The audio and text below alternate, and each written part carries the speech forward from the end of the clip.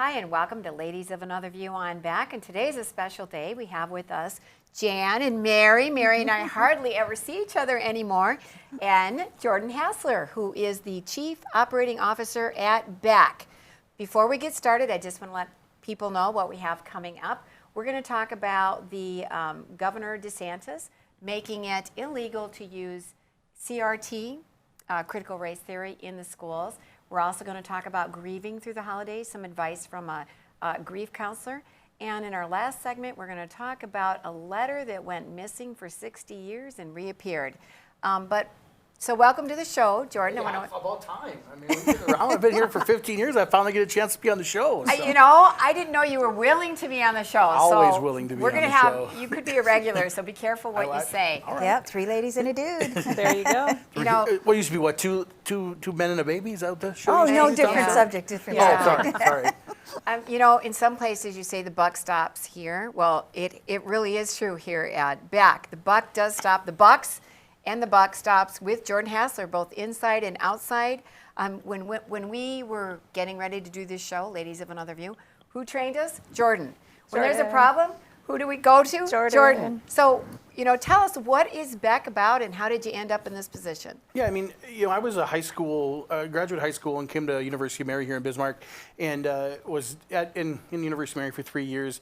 And Derek Boulevard, CEO, who's been here about 6 months longer than I have, came to be the CEO in January of 2006. And so when he was coming in, the co-op itself was looking to launch television service. At that point, they had internet and phone. And we're launching TV service, and they wanted to do something that kind of gave them a competitive advantage against the mid-continents of the world, and dishes and directs. And so they thought, why don't we do local content that would allow us to kind of have something different than our competitors would. And so when Derek got here and he kind of got tasked with that project, he was looking for somebody to run it, essentially try to run this business. And he had reached out to a couple different people here locally, and nobody really kind of took advantage of it. And so he happened to call my college professor, Mike Chosey, at the time, and called him when I was in Mike's office. And I said, hey, let's go meet with this guy, and maybe this is something I could do. I was between my junior and senior year of college. And we eventually met with them at Grizzlies, which now doesn't exist in the mall. That's how long ago it was. And I remember that day he had a yellow notebook with a red pen, and he kind of drew out what his plan was, and really had an idea, but didn't know what the ultimate goal was going to be. And so kind of went back and forth. And at the time, I happened to be working at Applebee's here in town. And Derek had told us he was here. His family was still back in South Lake Tahoe. And he said, every night he would go to Steele, where our corporate office is. He would come back. He would go to Optum Fitness. He would work out. He would eat dinner at Texas Roadhouse, and he was staying at what was then the Ridge Motel in Mandan. And I thought to myself, there's got to be a way to get in front of this guy, because this is something I really want to do. So I actually quit my job at Applebee's, took a job at Roadhouse so that I could be in front of him on a daily basis. And so he would come in every night, eat dinner. He would give me some things to think about. I would think about him. One Friday, he called me and said, hey, let's meet. And we met, sat down on the bar at Roadhouse, and he said, here's the deal. I have a plan. It's going to take us two or three months to put this business plan together. Let's get it done. And if our board approves it, great, we're off and running. If they don't, we'll shake hands, we'll go our separate ways. And what did I have to lose at that point? So I ended up turning my 2 weeks in on a bar napkin and went in and worked with Derek. We spent 2 months putting together a business plan, financial model, driving back and forth to Steele in the summer. Pitched it to our board of directors then. At that point, in fact, at that point, Derek had stated, we're going to go and pitch this to our board of directors. So some of them are still on our board today. And he said, when it comes time to vote, I'm going to ask you to leave, just so you're not discouraged by what the vote is. I said, okay. And we got done, and I thanked the board for their time. And just at that point, with the Supreme Court, Jared Tufte was the attorney for Beck at that point. And Jared said, okay, Beck Sports board, let's vote, Director Meyer. And I'm like, it's happening. Like these people are going to decide how this is going to go. And we got 4 yeses, and it came down to Sanford Williams, who's in the Regan area, one of our board of directors. And he said, well, if everyone else is doing it, I guess I'm in too. And so he was the 5th, and we literally needed a simple majority. So we ended up voting 7-1 to pass. I thanked the board. I walked out, Derek walked out, and he looked me in the eye, and he said, okay, now the easy part's over. Oh, they gave you your money. Man. Now let's go figure it out. So I spent my entire senior year, college, 8 to 11 at University of Mary. Drove to Steele every day, worked in Steele from 12 to 8. You can see the picture. This was actually graduation. I brought my gown in and had one of the ladies here steam it because 21-year-old kid, I don't have a steamer, right? So she hemmed it and steamed it, and that was Derek as I was going around the office and graduation. So came out here and we kind of got started, and that was back in 2006. So it's been a heck of a run since then, and just kind of a dream. And I can just, it's so fun to be able to say, I wrote the business plan, I did the financial model back in 2006, and I've been here now for 15 years. Wow. I love this story. My favorite part is that you were at Applebee's and you moved over, you Yes. changed jobs to Texas Roadhouse just to get in front of Derek. It's kind of stalking That in is a so way. cool. It is a little bit, yeah. Well, It's kind of creepy. That's kind of what it was. Stalker. There was this concept that kind of said, my mom always said you don't get what you don't ask for, and so I kind of thought to myself, this guy's here every day. The only way to be able to get in front of him and to make sure that I was going to get the time I needed to kind of show him that I could do this was to literally get in front of him every day. So I would pick up extra shifts. I would just try to every chance I could to make sure he would literally come in like clockwork, order the same thing every single time, and he would come up and say, hey, here's what I want you to think about. He would leave. I'd think about it, come back the next day, and we would have a discussion. And it was really interesting because he was taking a pretty big gamble on a 21-year-old kid who was still between his junior and senior year of college. But at that point, I was 21.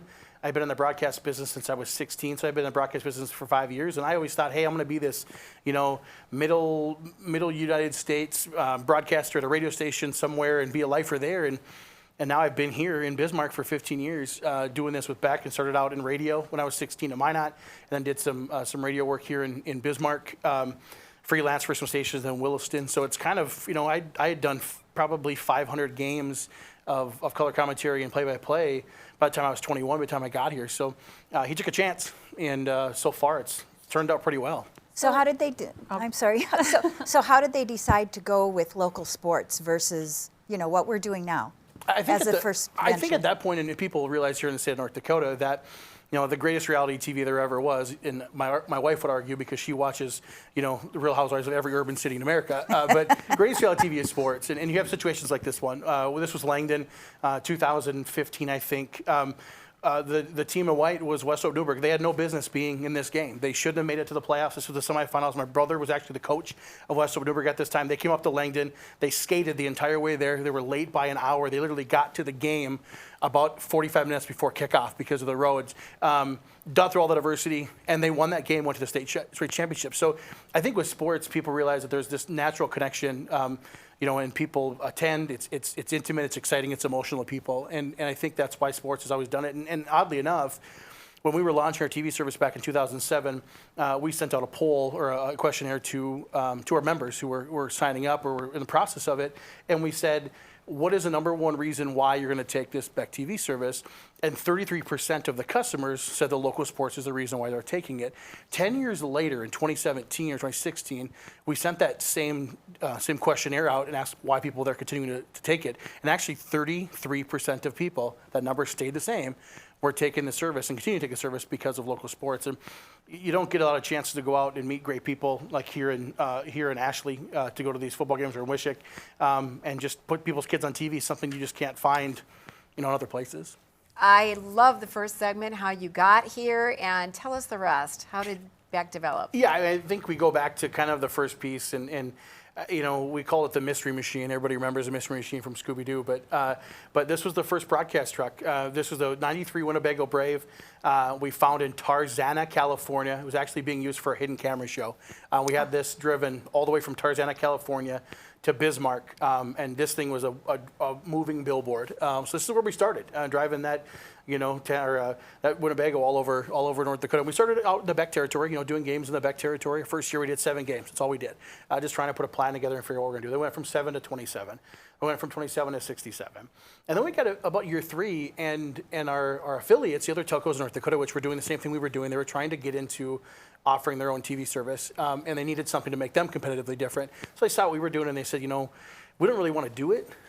Can you do it for us? And we said, absolutely. So we found a way to be able to do games from other territories. So we expanded from just doing games here in Beck to be able to do games in 6 different telcos across North Dakota. That expanded from 6 to 10 10 to 12, and at that point we were doing like 225 games a year. This is on the way to state wrestling. So we got to the point where we were doing state tournaments. So this was state wrestling leaving from here, or from Steel, from the Coffee Cup at Steel, and being able to do, 2 live sporting events at the same time, which was a big deal for us at that point. We had kind of went from doing 1 at a time to being able to do 2 at a time. And so we kind of grew the piece. And then about 6 or 7 years ago, we got to the point where it was like, hey, we only have so much room on these local telcos. What should we do? So we tried to find an avenue to be able to get out to the state. And we created some partnerships with a station in Western North Dakota, which at that point was owned by a gal out of Louisiana, and then a partnership with a guy in the eastern half of the state out of San Jose. And we were able to run our content on their channel and help them technically run their stations from here in North Dakota when they weren't here. And so about 3 years ago, we were actually able to purchase what is now KNDB, KNDM here in Western North Dakota. So we actually own those over-the-air stations, 24.1 and 26.1 in Western North Dakota. Still have our relationship with Ravi Kapoor, KRDK, 4.1 in the eastern part of the state. And so, we've kind of grown this thing, and I'm happy to announce, which is kind of a marquee moment for us. After Saturday's games, we will have televised 402 games this calendar year on the network. We've never hit 400 games before. We'll finish actually 404 or 405.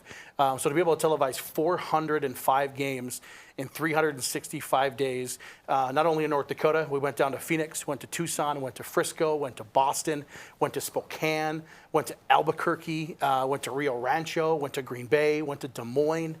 So we were able to broadcast all over the United States and take this thing, which was meant to just bring customers in and drive customers to our Beck TV service. When we launched it in 2006, now we're broadcasting games on a national level with our partnership we had with the IFL and Stadium. And so just a great opportunity, and it's been a lot of fun. People talk all the time about you hear the idiom, blood, sweat, and tears. That could not be more true from my time here. There's been tears at times. There's been blood at times. And there's been sweat at times. And so I think, I tell people all the time, I have three little boys at home, 8, 6, and 3. But this business was my first child, and it's now 15 years old, and it's in that ornery teenage stage. It doesn't yet know what it wants to be, and so we trying to do what I can with the great staff we have here, great shows like this one to continue to advance the product and just really kind of provide something to the residents of North Dakota that they can't get anywhere else. And we've never been one to be the mainstream media, as they call it, and we're still a cooperative. We are still owned by the cooperative members of Beck, 11,000 strong, whether they're bankers or business people, housewives, farmers, ranchers. They are our owners, so we don't answer to shareholders sitting in high rises. We answer to the farmer who's got to knock his boots off before it comes to the cafe to tell you how much he loves and or hates your service. That's who owns us, and so we have that cooperative mentality. That's how we do business. That's how we're going to continue to do business. And as long as I'm here, that's how the path is going to go. And I think with the support of our board, who have been supportive for this entire process, and I really appreciate their support. And Derek Boulevard, our CEO as well. He took a chance, like I said, on a kid who was 21, and there's been plenty of missteps along the way. But just to be able to continue to move this business forward and see the growth and to hear the great things. I mean, not a lot of people can say their business has been featured in an obituary, but I'm happy to say ours has. There was a lady who passed away in Partial, and the line was she loved her grandkids. And line 2 of the obituary said, and just as much as loving her grandkids, she loved to watch them on Beck Sports. And so we realize that those type of situations, how important, how impactful what we're doing truly is to people, for the people that can't get out, the people that are elderly, the people, when it's windy, when it's cold, when the weather is terrible, when it's 20 below, people aren't going to travel. It's probably not safe for them to travel. We leave early, we get there, and they get the chance to watch those games on TV. And the other part that's really cool is we get the opportunity for those folks that maybe lived in the southwest corner of the state and they moved up moved from Bowman to Park River. And Grandma and Grandpa are still in Park River, and the kids play, maybe in Steel. I think of Tom Sonofson, our old network manager. His grandparents were still up in that area in Park River, and they got to watch their grandkids play on TV. And they were living in Park River, and their kids were here in Steel. So just those opportunities that we provide, I think, are incredibly important, and just the opportunity to know that, high school sports is the lifeblood of what's happening, and people, whether it's your grandkid, your grandson, daughter, uncle, cousin, sister, it doesn't make a difference. Everybody kind of, sports is what draws people together. So I think it's interesting too, just this last year with COVID, it became extremely important that everybody could watch those games. It was just unbelievable because people across the state were calling in and so grateful for it. But you had mentioned too about Derek Bolawa, how you kind of stalked him to talk to him, and now he's probably one of the most open door people to get to see. When people want to talk to him, he picks up the phone and he does that, and that's kudos to Beck for doing that. Yeah, and I think at this point with this process and what we're doing now with Ladies of Another View and No Apologies and The Right Side and the Dr. Duke Show, the concept was really kind of centered around, let's give people an opportunity. Let's give people an opportunity to come in and see what we are and provide this content to them that they probably can't get anywhere else. And it goes back, right? We as a cooperative, our parent company is about to celebrate 70 years. So coming up in 2022, it'll be our 70th year as a cooperative. And that's a long time. I mean, it's a long time to be a business and to continue to grow. You see our original board members here in front of the building. In fact, our first office was actually in the basement of the gym in Steele. And they actually had to replace light bulbs constantly because the kids bouncing basketballs on the floor would break the light bulbs in the original co-op office. So pretty cool story. And like I said, and now we have the opportunity with our Beck Play product. Those people who are older who have an opportunity to maybe in Arizona, maybe somewhere, they can go online for $4 a month, get a Roku, a Fire Stick, those type of things, and be able to actually watch their grandkids from sunny Chandler or Mesa or Phoenix, right? And just because they're snowbirds doesn't mean they don't still care, right? So we give them the opportunity to watch these different games, and again, it's just a cool opportunity for them to be able to see their grandkids through what the co-op offers. I want to comment on the quality too. I mean, that's good quality sports there. It doesn't look like a small town little camera. I thought that was. Yeah, and it's been really a change. When we started out, and I know we kind of had to wrap up here, but we started out, high school kids were doing cameras. So high school kids would run cameras, and they do graphics, and we only had 2 people on site. And we got a chance to train all these high school kids of how to push the buttons, and you see Scott Lurch has been with us for, I think now 10 or 11 years, working with high school kids. This is up at North Border in Walhalla. So had this opportunity to work with these high school kids and have them push the buttons, and the business is growing, but again, we're still a cooperative. We still have that cooperative mentality.